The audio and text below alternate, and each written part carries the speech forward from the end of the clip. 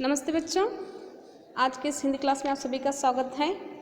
तो आज हम यहाँ पर 5वीं कक्षा बच्चों के लिए विषय हिंदी पाठ 12 ज्ञान का उद्देश्य, इस पाठ को हम पुनरावर्तन करने जा रहे हैं। ओके, तो ध्यान से देखिए बच्चों, आप सभी अपनी अपनी किताबें निकालिए। आप सभी अपनी अपनी किताबें निकालिए। पेज नंबर 60 ज्ञान का उद्देश्य। Okay, next. तो सबसे पहले हम क्या करेंगे बच्चों, इस पाठ से जुड़े कुछ कठिन शब्दार्थों को देखेंगे। ओके, ध्यान दीजिए। जिसे आपको क्या करना है, एग्जाम में इस वर्ड को हिंदी में दिया जाएगा, आपको क्या करना है, इसका अर्थ अंग्रेजी में लिखना है। ओके, ध्यान से देखिए।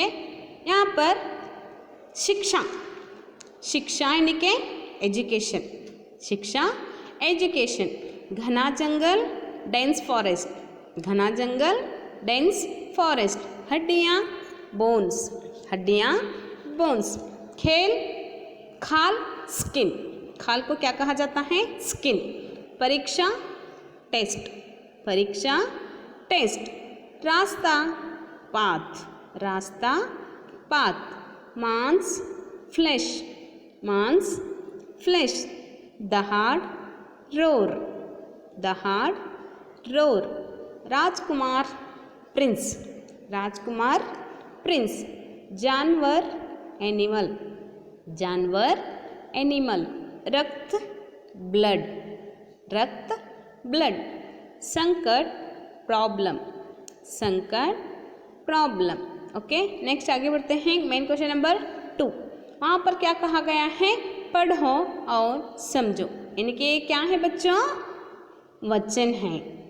क्या है, वचन। यानी कि एक से एक, जब एक वस्तु को एक वचन कहा जाता है तो वहाँ पर एक से अधिक वस्तुएं होने से उसे क्या कहा जाता है, बहुवचन कहा जाता है। एक और एक से अधिक वचन। तो वचन के कितने भाग हैं बच्चों, वचन के 2 भाग प्रकार हैं। वचन के कितने प्रकार हैं, वचन के 2 प्रकार हैं। एक तो एक वचन है और दूसरा बहुवचन। तो यहाँ पर क्या कहा गया है, पढ़ो और समझो। तो यहाँ पर दिए गए हैं, सिर्फ हमें क्या करना है, पढ़ना है और समझना है। जैसे कि देखो वहाँ पर हड्डी हड्डियाँ, हड्डी हड्डियाँ। हड्डी का बहुवचन रूप क्या है, हड्डियाँ, हड्डी हड्डियाँ।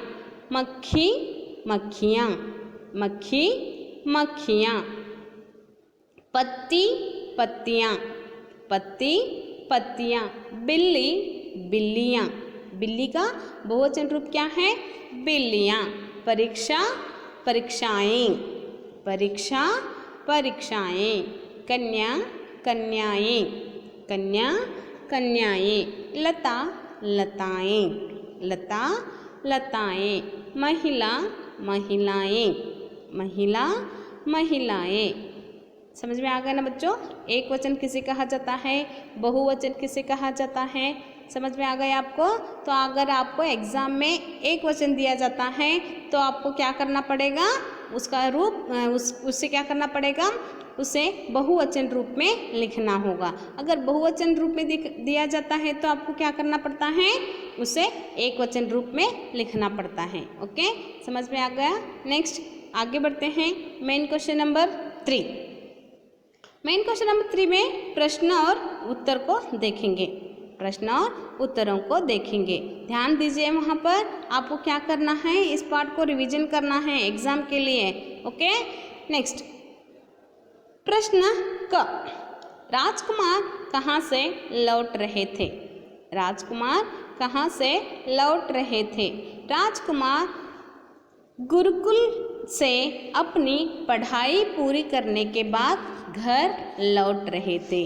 राजकुमार कहाँ से लौट रहे थे बच्चों, राजकुमार गुरुकुल से अपनी पढ़ाई पूरी करने के बाद घर लौट रहे थे। ओके, इसे क्या करना है, लिखना भी है और पढ़ना भी है, रिवीजन करना है बार बार। ओके, इस पाठ को। नेक्स्ट क्वेश्चन नंबर ख, रामचंद्रन ने क्या बताया, रामचंद्रन ने क्या बताया?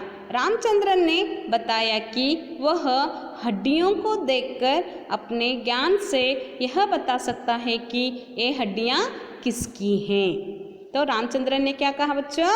रामचंद्रन ने कहा कि रामचंद्रन ने बताया कि वह हड्डियों को देखकर, किसी भी प्राणी की हड्डियों को देखकर अपने ज्ञान से यह बता सकता है कि ये हड्डियाँ किसकी हैं। ओके, समझ में आ गया? नेक्स्ट क्वेश्चन नंबर ग। केशव ने क्या किया? केशव ने क्या किया? केशव ने मंत्र द्वारा शेर की हड्डियों पर मांस, उसमें रक्त तथा उसके ऊपर खाल चढ़ा दी। केशव ने क्या किया बच्चों? केशव ने मंत्र द्वारा शेर की हड्डियों पर मांस, उसमें रक्त तथा उसके ऊपर खाल चढ़ा दी। ओके, नेक्स्ट आगे बढ़ते हैं। Question number 4। अनिरुद्ध ने कौन सा कार्य किया? अनिरुद्ध ने कौन सा कार्य किया? अनिरुद्ध ने अपनी मंत्र शक्ति से मृत शेर को जीवित कर दिया। अनिरुद्ध ने क्या किया बच्चों? अनिरुद्ध ने अपनी मंत्र शक्ति से मृत शेर को जीवित कर दिया। ओके, समझ में आ गया? फिर से एक बार मैं इस क्वेश्चन आंसर्स को दोहराती हूँ बच्चों, ध्यान से सुनिए। क्वेश्चन नंबर 1, राजकुमार कहाँ से लौट रहे थे? राजकुमार गुरुकुल से अपनी पढ़ाई पूरी करने के बाद घर लौट रहे थे। रामचंद्रन ने क्या बताया? रामचंद्रन ने क्या बताया? रामचंद्रन ने बताया कि वह हड्डियों को देखकर अपने ज्ञान से यह बता सकता है कि ये हड्डियाँ किसकी हैं। रामचंद्र ने बताया कि वह हड्डियों को देखकर अपने ज्ञान से यह बता सकता है कि ये हड्डियाँ किसकी हैं। नेक्स्ट क्वेश्चन नंबर 3, केशव ने क्या किया? केशव ने क्या किया? केशव ने मंत्र द्वारा शेर की हड्डियों पर मांस, उसमें रक्त तथा उसके ऊपर खाल चढ़ा दी। केशव ने मंत्र द्वारा शेर की हड्डियों पर मांस, उसमें रक्त तथा उसके ऊपर खाल चढ़ा दी। क्वेश्चन नंबर 4, अनिरुद्ध ने कौन सा कार्य किया? अनिरुद्ध ने कौन सा कार्य किया? अनिरुद्ध ने अपनी मंत्र शक्ति से मृत शेर को जीवित कर दिया। अनिरुद्ध ने अपनी मंत्र शक्ति से मृत शेर को जीवित कर दिया। ओके, समझ में आ गया? नेक्स्ट आगे बढ़ते हैं। यहाँ पर कुछ वाक्य दिए गए हैं, आपको पता है ना बच्चों, टेंसेस। टेंसेस किसे कहते हैं? तो यहाँ पर भूतकाल, भविष्यकाल, वर्तमान, भूतकाल, भविष्यकाल और वर्तमान इसमें आते हैं, जिसे हम टेंसेस कहते हैं। Past, present, future. Past, present, future. तो हमें क्या करना है बच्चों? इन वाक्यों को क्या करना है? भूतकाल, भविष्यकाल और वर्तमान काल में लिखना है। काल कहा जाता है इसे। क्या कहा जाता है? काल कहा जाता है। यह ग्रामर पार्ट में आता है। तो ध्यान से देखिए वहाँ पर मेन क्वेश्चन नंबर 4, समझो और करो। राजकुमार पढ़ाई पूरी करने के बाद घर लौटे थे। यह क्या है? पास्ट टेंस है। राजकुमार पढ़ाई पूरी करने के बाद घर लौट रहे हैं। यह वाक्य प्रेजेंट टेंस कहा जाता है। राजकुमार पढ़ाई पूरी करने के बाद घर लौटेंगे, यानी कि फ्यूचर टेंस। भूतकाल, भविष्यकाल और वर्तमान काल, यहाँ पर हमें क्या करना है? इन वाक्यों को काल के अनुसार लिखना है। समझ में आ गया ना? नेक्स्ट देखते हैं। किसी जानवर की हड्डियाँ दिखाई दे रही थी। तो इसे हमें क्या करना है? प्रेजेंट और फ्यूचर टेंस में लिखना है। समझ में आ गया? नेक्स्ट देखिए, किसी जानवर की हड्डियाँ दिखाई दे रही थी। किसी जानवर की हड्डियाँ दिखाई दे रही हैं। किसी जानवर की हड्डियाँ दिखाई दे रही हैं।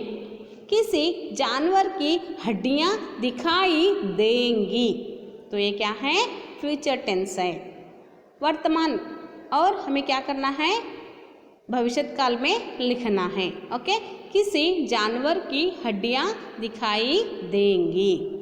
मैं मंत्र पढ़ रहा था, मैं मंत्र पढ़ रहा था, मैं मंत्र पढ़ रहा हूँ, मैं मंत्र पढ़ रहा हूँ, मैं मंत्र पढ़ूंगा, मैं मंत्र पढ़ूंगा। समझ में आ गया।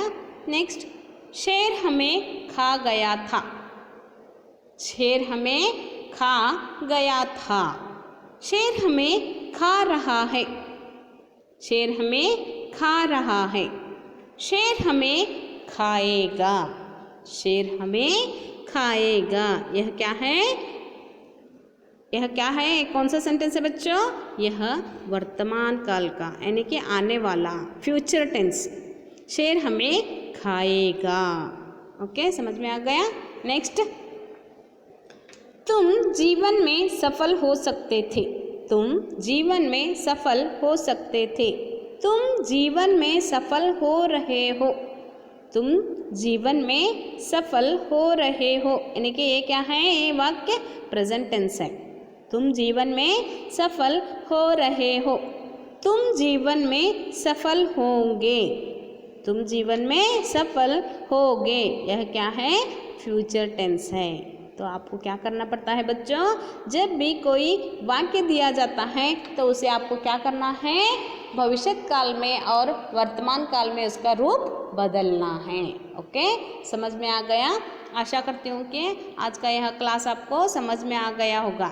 ओके, तो आपको सिर्फ इस प्रश्न से, इस पाठ से जुड़े जो भी मैंने आपको यहाँ पर पुनरावर्तन किया है, सिर्फ उसी को नहीं, आपको क्या करना है बच्चों, इस पाठ को भी पढ़ना है, इस पाठ को भी पढ़ना है। इस पाठ से जुड़े बीच बीच में जो भी क्वेश्चंस आपको आएंगे उसे आपको क्या करना है, लिखना है। इसीलिए आपको क्या करना है, इस पाठ को भी पढ़ना है। ओके, पढ़ोगे ना।